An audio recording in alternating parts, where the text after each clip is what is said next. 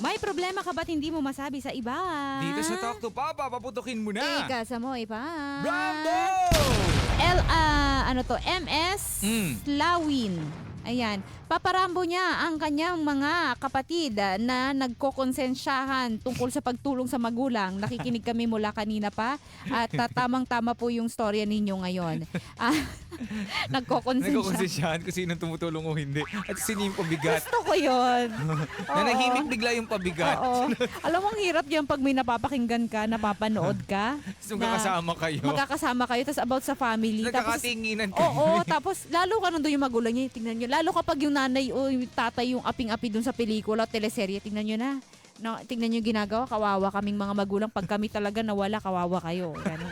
Bigla siya magiging life lesson. No? Kaya ang hirap minsan manood nung, alam mo, ano ba yung anak? Yung anak ni Vilma Santos dati. Tapos ni Claudine Barreto.